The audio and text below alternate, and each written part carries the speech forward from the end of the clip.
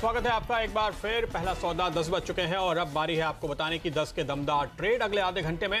हमारे साथ हमारे एक्सपर्ट्स आपको लगातार एक के बाद एक शानदार ट्रेडिंग आइडियाज देने वाले हैं। MiteshThakkar.com के मितेश ठक्कर जुड़ेंगे, चंदन तापड़िया जुड़े हुए हैं और S2 एनालिटिक्स के सुदर्शन सुखानी को भी आगे हम शामिल करेंगे। फिलहाल अगर आप नजर डालें निफ्टी बैंक 29,734, तो ये थोड़ा सा 29,800 के आसपास थे, वापस आता हुआ नीचे आता हुआ दिखाई दे रहा है।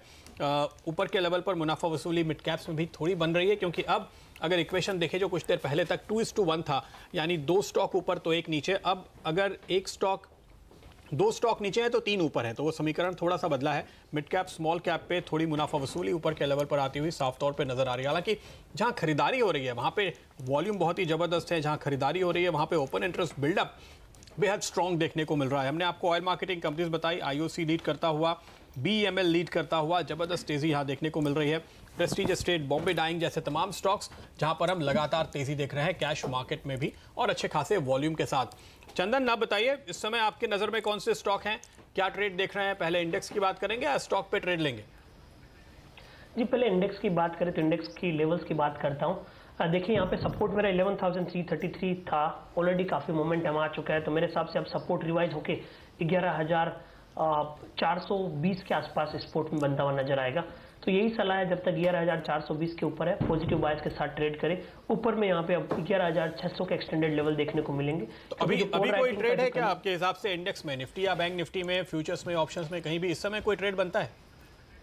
जी, मेरे हिसाब से थोड़ा सा वेट करना चाहिए। मैं थोड़ा सा वेट करके और यहाँ पे निफ्टी का कॉल लेने का सलाह रखूंगा। मैं यदि यहाँ पे एट द मनी कॉल की बात करता हूँ, वीकली कॉन्ट्रैक्ट की 11,500 के आसपास अभी स्पोर्ट चल रहा है, और 11,500 की मैं यदि वीकली कॉल की बात कर रहा हूँ तो वो 69 रुपीज़ के आसपास चल रहा है। इस कॉल को लगभग 58 से 60 रुपये के आसपास लें, 40 रुपये का स्टॉप लॉस लगाइए और 100 से 105 रुपये का टारगेट।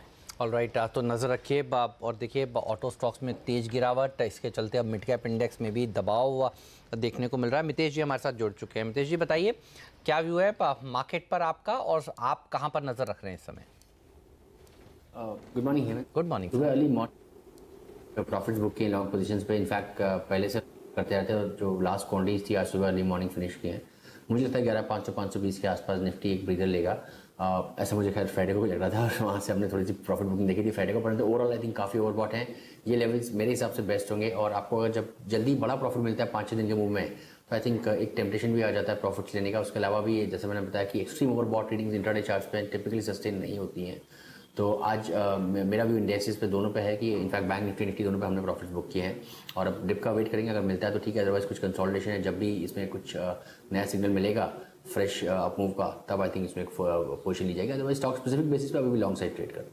ओके, तो बताइए कौन से हैं वो ट्रेड जो इस समय आप लेना चाहेंगे मितेश? जी, मणप्पुरम एक ऐसा स्टॉक है जो कि कंट्रीशन दिखा रहा है कुछ दिन के कंसोलिडेशन के बाद। तो यहाँ पर आई थिंक क्लियरली एक तेजी का ट्रेड बनता है। मेरे ख्याल से यहाँ पर एक स्टॉप लॉस रखें 119.75 का, 125-26 तक के टारगेट्स देखें ऊपर में यहाँ पर। और दूसरा मेरा लॉन्ग कॉल होगा कोलगेट के ऊपर। यहाँ पर एक अच्छा strong price and volume action दिख रहा है आज। तो आज के लो के जस्ट नीचे यानी कि 1275 के आसपास का स्टॉप लॉस लगाए, 1310 और फिर 1330 तक के टारगेट देखें। तो इन पर रखिए नज़र, बढ़िया तेजी देखने को मिलेगी। लेकिन दबाव में है ऑटो स्टॉक्स। मारुति ने लीड किया, ट्रेडर्स फेवरेट स्कॉट्स प्रेशर में आता हुआ, अशोक लेलैंड 1.5% नीचे, हीरो मोटोकॉर्प 1.5% नीचे, आइशर मोटर 1% नीचे। दिन के निचले स्तर पर सारे ऑटो स्टॉक्स और ऑटो एंसिलरी स्टॉक्स की बात तो हमने करी। मदरसन सुमी 2.5% नीचे पहुंच चुका है।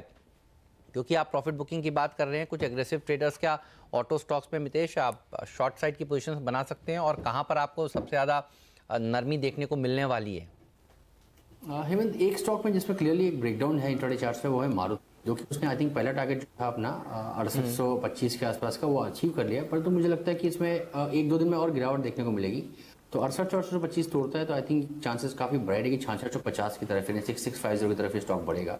तो इसमें फिलहाल शॉर्ट लें और जो मैं स्टॉप लॉस रेकमेंड करूंगा वो होगा करीबन 6950, यानी कि यहाँ से 100 रुपये ऊपर का और नीचे में टारगेट होगा 220 रुपये का। ओके, 2 स्टॉक्स इस सेक्टर में जहां पे सबसे ज्यादा दबाव देखने को मिल रहा है मारुति के अलावा, एक है स्कॉट्स और एक है अशोक लेलैंड। अगर आप इन दोनों पे नजर डालें मितेश, क्या लगता है आपको इन दोनों में कहीं मंदी करने का मौका देख रहे हैं आप, स्कॉट्स में या अशोक लेलैंड में? स्कॉट्स हालांकि रिलेटिवली मजबूत है पर काफी जोर से बढ़ गया था, और अशोक लेलैंड ने भी हाल में एक बॉटम बनाने की कोशिश की और बड़ी तेजी के बाद अब ये गिरावट आ रही है, तो यहाँ प्रॉफिट बुक करने वाले काफी ट्रेडर्स होंगे। प्रदीप, प्रॉफिट बुकिंग तो दिख रहा है क्लियरली चार्ट, तो मुझे सेल का वो नहीं आ रहा है, बिकॉज एक रीजन ये कि दोनों स्टॉक अगेन ओवरबॉट लेवल से थोड़ा सा पुल बैक दे रहे हैं, और सारी मूविंग एवरेजेस आई थिंक इनके थोड़ी देर में आई थिंक नीचे में आ जाएंगे। तो अशोक लेलैंड अगर 90 हाफ के आसपास अगर आता है तो आई थिंक वहाँ पर मैं शायद इसमें लॉन्ग करना चाहूँगा, तो 1-1.5 रुपये की गिरावट और हो सकती है स्टॉक में पुल बैक जैसी। सिमिलरली अगर आप स्कॉट्स की बात करें तो यहाँ पर भी आई थिंक अगेन बहुत ओवरबॉट है स्टॉक, परंतु 773 पहला सपोर्ट अच्छा होगा उसके लिए, और अगर वो तोड़ता है तो मे भी 760 757 तक ये स्टॉक जा सकता है, तो बड़ी गिरावट नहीं लग रही। ओके चंदन, आपका क्या व्यू है इन दोनों पे, अशोक लेलैंड और स्कॉट्स, क्या आप ट्रेड लेंगे? जी हाँ, देखिए यहाँ पे अशोक लेलैंड में जरूर नेगेटिव सेटअप के लिए ट्रेड लिया जा सकता है, क्योंकि स्टॉक्स ने काफ़ी दिनों बाद में 3-4 वीक का अपमूव दिखाया है और स्टॉक यूजुअली अंडर प्रेशर रहता था। तो मेरे हिसाब से ऑटो में वीकनेस आएगी तो मारुति, मदरसन, सोमी के बाद में अशोक लेलैंड में वीकनेस आनी चाहिए। रिसेंटली इसने देखिए टॉप बना रहा है, और मैं डेली चार्ट पे देखूं तो मैकेनिकल इंडिकेटर लाइक आरएसआई और एमएससीडी भी नेगेटिव क्रॉसर हो रहे हैं, और इस काउंट में 100 की कॉल, 95 की कॉल में इनटेक कॉल राइटिंग है, वो हट नहीं रही है, तो कहीं ना कहीं वो दबाव देती हुई नजर आएगी। तो नीचे में अशोक लेलैंड ऐसा लग रहा है कि 88 का लेवल है, वापस रिविजिट करे, और 95 का यहाँ पे हर्डल बनता हुआ नजर आएगा।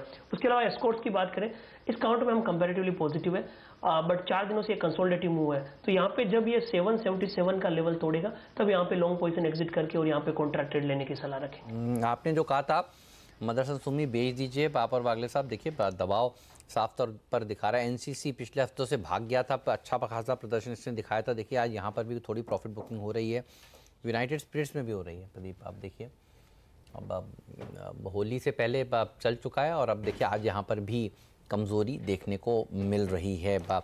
जेट भी वीक। अच्छा, जब मदरसन चलता है तो भारत फोर्ज चलता है, जब मदरसन गिरता है तो भारत फोर्ज फिर गिरता भी है। भारत फोर्ज में भी कोई संकेत मिल रहे हैं चंदन, आप शॉर्ट साइड पर जाना चाहिए क्या? जी देखिए, मदरसन में क्लियर संकेत यहाँ पे देखने को मिल रहा है डेली और वीकली डेटा के हिसाब से। भारत फोर्ज में भी कहीं ना कहीं यहाँ पे थोड़ा सा एक्सोशन देखने को मिल रहा है। पिछले 3 दिनों से जो कैंडल्स बन रहे हैं वो कहीं ना कहीं संकेत दे रहे हैं कि 545 550 के जोन को ये पार करने को तैयार नहीं है। मदरसन सुमी रेंज बाउंड रहेगा, डाउन साइड यहाँ पे 512 515 का जोन है वो बन सकता है। ओके 512 515 के लेवल तक आपको यहाँ गिरावट देखने को मिल सकती है। यह है फिलहाल भारत फोर्ज पे कॉल। लेकिन देखिए, जहाँ मजबूती है वो स्टॉक थमने का नाम नहीं ले रहे हैं। एक बार फिर से प्रेस्टीज स्टेट आपकी स्क्रीन पे आना चाहिए। हमने शुरुआत में ही आपको यहाँ पर तेजी का कॉल दिया था, उस समय मुश्किल से 3% ऊपर था, अब ये 9% ऊपर, और करीब करीब पूरे दिन का जो वॉल्यूम होता है वो यहाँ पर आता हुआ नजर आ रहा है। तो जो सेक्टर्स, जो स्टॉक्स फिलहाल ट्रेडर्स को पसंद आ रहे हैं, वहाँ पे तेजी लगातार बनी हुई है। बॉम्बे डाइंग जो स्टॉक मैंने अभी चुना था 7.5% 8% की तेजी वहाँ भी बरकरार है। मितेश, हालांकि आप बाजार में करेक्शन देख रहे हैं, लेकिन ये पॉकेट्स जो real estate, quasi real estate stocks में अच्छी तेजी देखी जा रही है, क्या राय रखते हैं आप इस पे, इन दोनों पे, या फिर जो स्टॉक आपको पसंद आता हो? दोनों ही मुझे पसंद है। मैं एक्चुअली इतने कैश स्टॉक्स ट्रैक नहीं करता, परंतु प्रेस्टीज स्टेट मैंने देखा 200 एवरेज कैश क्रॉस किया, प्राइस एंड वॉल्यूम एक्शन बहुत अच्छा है, कैंडलस्टिक पैटर्न भी बहुत अच्छा है। पहला टारगेट आई थिंक इसका 240 का होगा, ज़्यादा दूर नहीं है वहाँ से, परंतु यहाँ पे खत्म नहीं होगा इसका मूवमेंट। मुझे लगता है कि इवेंचुअली ये स्टॉक 260 262 की रेंज की तरफ बढ़ेगा, तो उससे बने रहे। स्टॉप लॉस का आज 200 एवरेज जो कि 223 का है, उसके जस्ट नीचे ट्रेल कर ले। और दूसरा होगा Bombay dyeing. I think again ऐसा स्टॉक जो कि काफ़ी टाइम बाद वीकली रिवर्सल दे रहा है, और मुझे लगता है कि ये स्टॉक तेजी करते हुए 162 यानी कि 162 के लेवल जहाँ पर इससे 200 एवरेज भी है, आई थिंक वहाँ तक ये स्टॉक जा सकता है। ओके, तो इस पर रखिएगा नज़र, बढ़िया प्रदर्शन दिखा रहा है। लेकिन जो दर्शक हैं वो हमें ये बता रहे हैं इस समय ट्विटर पर मेरे कि zero the site is down, please highlight. SK Sahu साहब ने मेरे को ये अभी ट्वीट किया है, और ये एक ट्वीट नहीं, कई ट्वीट आ चुके हैं मुझे पिछले 15-20 मिनटों में, बल्कि आधे घंटे में। जब मतलब इसका मतलब 45 मिनट से दिक्कतें बनी हुई हैं। जीरो दा में फिर से प्रॉब्लम आ रही है, ऑर्डर प्लेस नहीं हो रहे हैं। अगर आप लोगों को भी दिक्कत आ रही है जीरो दा में तो प्लीज़ ट्विटर हैंडल पर जाकर बताइए, हेमंत_घई ये है हमारा ट्विटर हैंडल, CNBC के ट्विटर हैंडल पर जाकर आप हमें बताइए। और ये दिक्कतें पिछले कई दिनों से बढ़ती जा रही हैं। अच्छा, कुछ लोग ये कह रहे हैं जीरो दा डाउन है, can we file a lawsuit against them? साहब वो उसके लिए आपको अपने लॉयर से बातचीत करनी होगी, लेकिन Zerodha crashes as usual always. कई लोग मेरे को बता रहे हैं बाकी जीरोधा में दिक्कतें आ रही हैं, तो फ्लैश चलाइए डायरेक्टर साहब। और अगर आप लोग भी इस दिक्कत को, लोगों ने अब फ़ोटो खींच के हमें भेजने शुरू कर दिए हैं, मेरे ट्विटर हैंडल अब फ्लड हो गया है इस इन्फॉर्मेशन से। तो जीरोधा में साफ तौर पर दिक्कत आ रही है। Situation of a number 1 broker in equity frequently facing problems with Zerodha. तो ये एक अपडेट आपके सामने, प्लीज़ आप जानकारी दीजिएगा। हम जीरोधा के मैनेजमेंट से कोशिश करेंगे संपर्क करने की। पिछली बार भी हमने उनसे कोशिश करी थी, उस समय उन्होंने हमसे बात नहीं करी थी। हमारे सिस्टर चैनल से उनकी बात होने के बाद फिर संपर्क उन्होंने किसी से नहीं किया था। लेकिन इस वक्त की बड़ी खबर, जीरोधा की साइट पर तकनीकी दिक्कतें आ रही हैं। चलिए चलते हैं सुदर्शन सुखानी साहब के पास, और जब तक आप लोग मेरे को ट्वीट करके बताइए किस तरह की दिक्कतें आप फेस करें। सुखानी साहब, स्वागत है आपका। बताइए क्या व्यू है मार्केट पर और कौन से स्टॉक्स पर आपकी नजर है? जी नमस्कार। नमस्कार जी, पिछले कई दिनों से व्यू है जी, व्यू मार्केट का एकदम सीधा था कि आप निफ्टी को खरीदिए और निफ्टी में अपनी पोजीशन बनाए रखिए। आज सुबह भी वही व्यू है।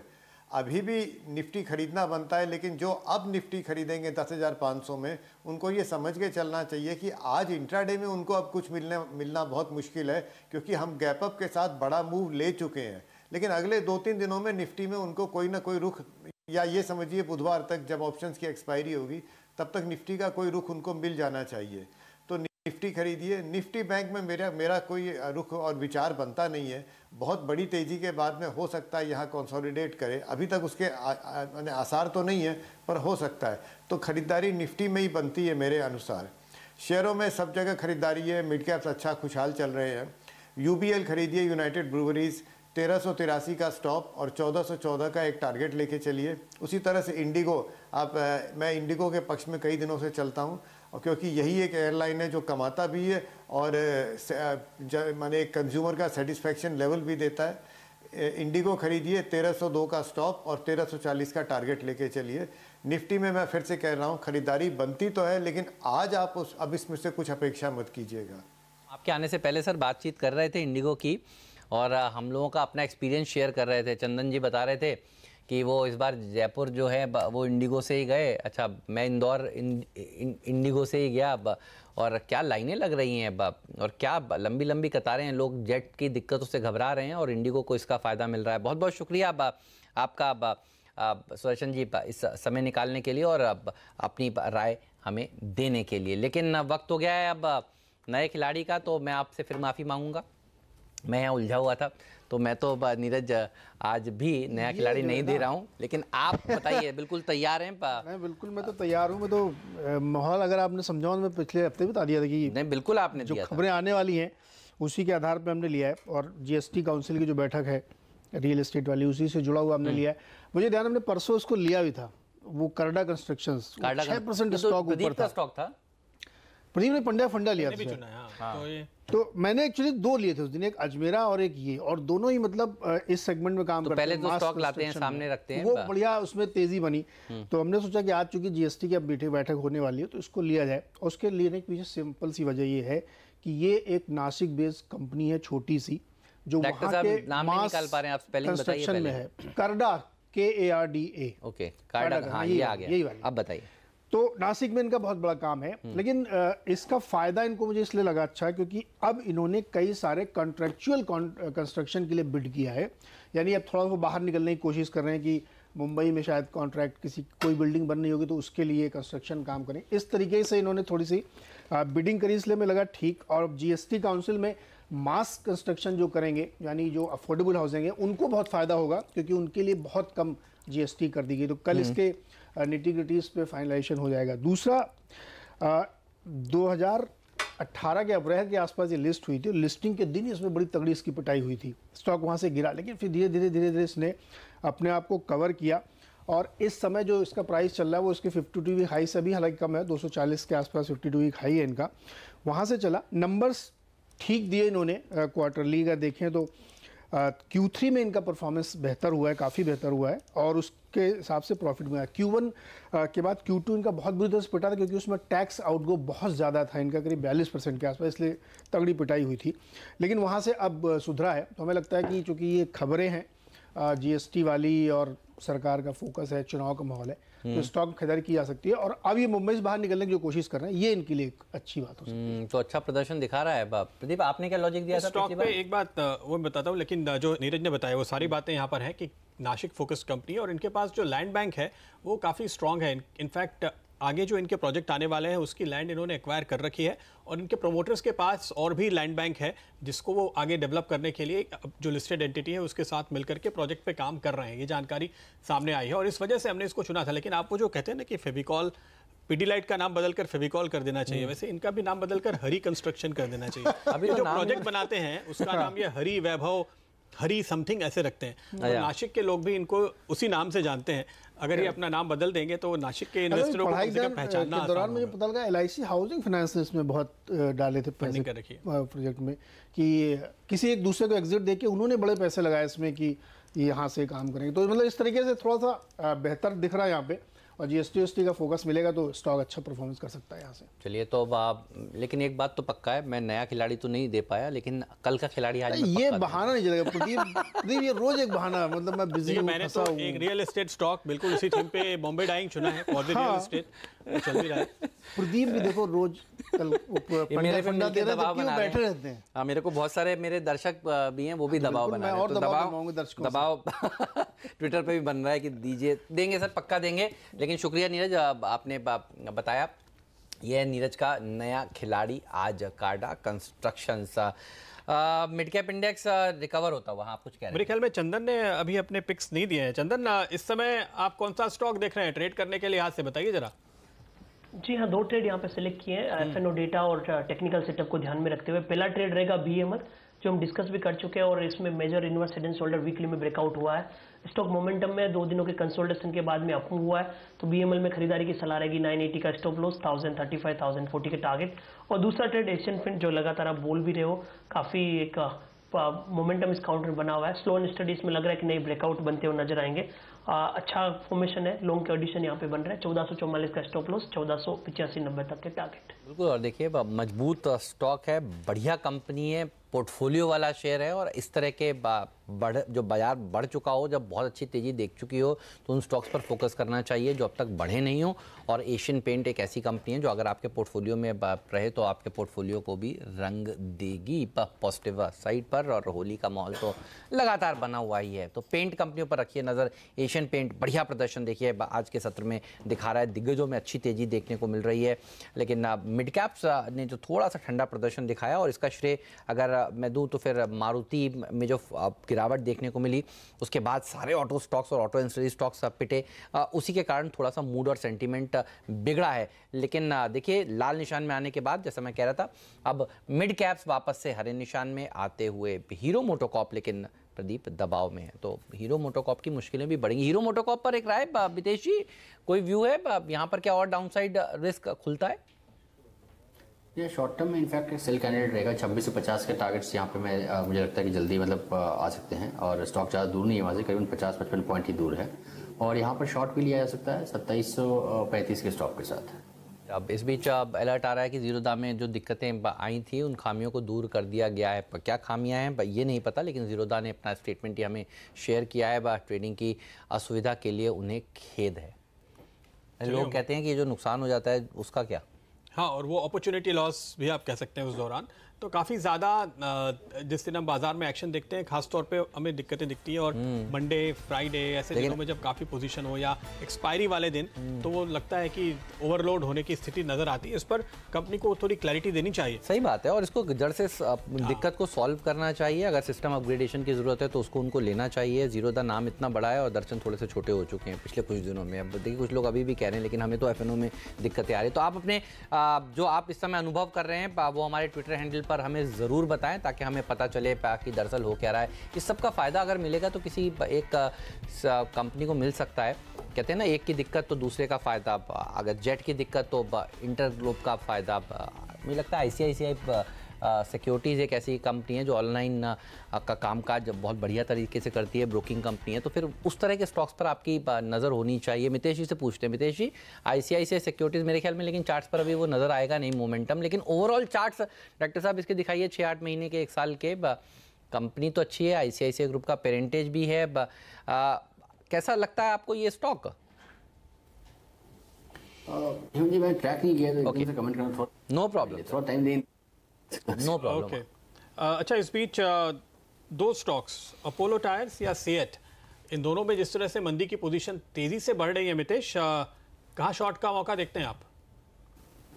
देखिए आई थिंक अपोलो टायर्स जो एक अच्छी उछाल के बाद एक पुल बैक दे रहा है 215 तक, मुझे लगता है बड़ा सपोर्ट है, तो यहाँ पर शॉर्टिंग तो नहीं बनेगा इस लेवल्स पे जाके। दूसरा स्टॉक जो होगा आई थिंक सीएट में थोड़ा सा एक इंटरडे चार्ट पे एक नेगेटिव पैटर्न बना है, तो वहाँ पर शायद एक शॉर्ट ट्रेड एक्सप्लोर करें। 1165 के ऊपर का स्टॉप लॉस लगा के शॉर्ट करें, और यहाँ पर 1130 1125 का रेंज का पहला टारगेट देखें, चांसेस है कि उसके नीचे भी जा सकता है स्टॉक। तो देखिए ऑटो एंसिलरी स्टॉक्स आज हम बोल ही रहे थे, ये पिटेंगे और गाड़ियाँ नहीं बिकेंगी, प्रोडक्शन कट होगा तो टायर सेक्टर पर भी असर देखने को मिलेगा। सीएट फिसलता हुआ, अपोलो टायर फिसलता हुआ। और कुछ लोग प्रदीप मेरे को ये कह रहे हैं कि जीरोधा ने आपको गलत इन्फॉर्मेशन दी है, एरर अभी भी आ रहा है, तो देखेंगे किस तरह की है। लेकिन सीएट, अपोलो, चंदन जी आप किसे शॉर्ट करेंगे बताइए? जी देखिए, मितेश जी ने ऑलरेडी व्यू शेयर किया है और सीएट यहाँ पे अब अटक रहा है। लगातार 4 दिन से देखें तो वहीं का वहीं उसी रेंज में है, मोमेंटम बन नहीं हो रहा। और मेरे साथ आज थोड़ा सा यहाँ पे अटक गया तो मैकेनिकल इंडिकेटर्स में यहाँ पे नेगेटिव सेटअप बन जाएंगे। 2 दिन पहले जब चला था तो वॉल्यूम अच्छा था, बट उसके बावजूद भी सस्टेन नहीं बन रहा है। आज ऑलमोस्ट ओपन आई सेम है, तो यहाँ पे बिकवाली और मेरे हिसाब से 1135 के नीचे जाते ही नया मंदी का ट्रेंड स्टार्ट हो जाएगा। तो यहाँ पे बिकवाली की सलाह है कि नीचे में लगभग 1118 1120 तक के लेवल में बनेंगे। अपोलो टायर की बात करें, मेरे हिसाब से यहाँ पे कॉल राइटिंग करके जा सकते हैं, क्योंकि यहाँ पे एक स्पाइक देखने को मिला था और उस स्पाइक के बाद में 3 दिन से सेलिंग प्रेशर है, और जिस हिसाब से मोमेंटम बना है 212 तक के लेवल यहाँ पे बन सकते हैं। यहाँ पे हम ये भी सलाह दे सकते हैं कि ऊपर में 235 240 की स्ट्राइक या 230 की स्ट्राइक के कॉल को बेच के काम किया जा सकता है। 230 वाला कॉल ऑप्शन सेल कर दीजिए, राइट कर दीजिए, तो मंदी का ट्रेड वो भी बनता है। ऊपर की तरफ एक एक्सपोजर आप इस तरीके से भी ले सकते हैं। इस समय आपके देखिए 230 का कॉल करीब ₹2.5 का चल रहा है, और यहाँ पर आप इस कॉल को बेच करके ये पूरा मुनाफा घर ले जा सकते हैं। इसके ऊपर ये स्टॉक वापस नहीं आएगा, ये अंदाजा फिलहाल चंदन लगा रहे हैं। अच्छा, इस बीच बाजार में तेजी और मंदी दोनों तरफ के ट्रेड मिल रहे हैं। तेजी का जो अगला ट्रेड मुझे दिख रहा है इस समय वो है पीवीआर। अब तक के ट्रेड पे अगर आप नजर डालें, पीवीआर में हमने आज लॉन्ग बनते हुए देखे हैं और कैश भी अच्छे खासे वॉल्यूम देखने को मिल रहा है। इस वक्त ये स्टॉक तकरीबन 2% ऊपर ट्रेड करता हुआ, और ये 1665 के आसपास ये जो लेवल है, यही दरअसल पिछले हर्डल थे जिसको अब ये पार कर रहा है। तो एक फ्रेश ब्रेकआउट मितेश दिखता है आपको, तेजी का कॉल देंगे? अभी इनफैक्ट मैं ये स्टॉक कवर करने ही वाला था। इसने पिछला जो इसका क्लोजिंग हाई था 1660 का और इंटरडे हाई था 1665 का, उसको निकाला है, और बहुत अच्छा पैटर्न भी है, इंडिकेटर स्ट्रक्चर भी स्ट्रॉन्ग है। अभी बाय करें 1640 के स्टॉप लॉस के साथ, और 1725 1730 तक के टारगेट देखें। 1725 1730 ये टारगेट है। चंदन, आपके टारगेट क्या होंगे? लॉन्ग करेंगे आप भी? जी हाँ प्रदीप, मैं ही वेट कर रहा था कि मेरे को भी आप इस स्टॉक के बारे में पूछे। देखिए, लगातार 7-8 दिनों से किसी भी दिन का लो नहीं तोड़ रहा है। 3 दिन का जो पोस्ट था उसमें भी हायर लोस बन रहे थे, आज पॉजिटिव मोमेंटम है और लाइफ टाइम हाई पे चला गया है, और वीकली और मंथली चार्ट पे काफी शानदार पैटर्न और ब्रेकआउट यहाँ पे बनते हुए नजर आएंगे। तो मेरे हिसाब से स्मॉल स्टॉप लॉस से बड़ा ट्रेड बन सकता है। आज का जो लो है 1637 1640, उसको स्टॉप लॉस लगा सकते हैं। ऊपर में 1700 और पोजिशन देखे तो 1820 तक के टारगेट इस काउंटर में बनने चाहिए। तो देखिए पीवीआर चल, जब छुट्टी वाला माहौल हो ना तो फिर ये स्टॉक चलना शुरू कर देता है। इस बार तो ट्रंकेटेड वीक है, होली की छुट्टी है, कुछ लोग शुक्रवार को भी छुट्टी मार रहे हैं। आप कहीं जा रहे हैं? बिल्कुल, घर जा रहा हूँ मैं काफ़ी सालों के बाद। Very nice. तो देखिए छुट्टी का माहौल है, और छुट्टी के माहौल में दरअसल पीवीआर जैसे स्टॉक्स अब चलते हैं, तो बहुत बढ़िया। अब आप घर जा रहे हैं, होली परिवार के साथ मनाएंगे, लेकिन अच्छी रैली देखिए। अच्छा, वीरू आ चुके हैं स्टूडियो में, वीरू मुस्कुरा रहे हैं जब मैं छुट्टियों की बात कर रहा हूँ। वीरू से भी जानेंगे हम थोड़ी देर में, वीरू भी कहीं छुट्टी पे जा रहे हैं या नहीं। बिल्कुल, लेकिन साथ ही साथ बहुत सारे शानदार ट्रेडिंग कॉल्स भी वो लेकर आ रहे हैं, आपको बताएंगे। चंदन से फिलहाल हम यहाँ इजाज़त लेंगे, लेकिन मितेश हमारे साथ बने रहेंगे आपके सवालों के जवाब देने के लिए। ट्रेडर्स हॉटलाइन वीरेंद्र और अनुज के साथ ब्रेक के उस पार।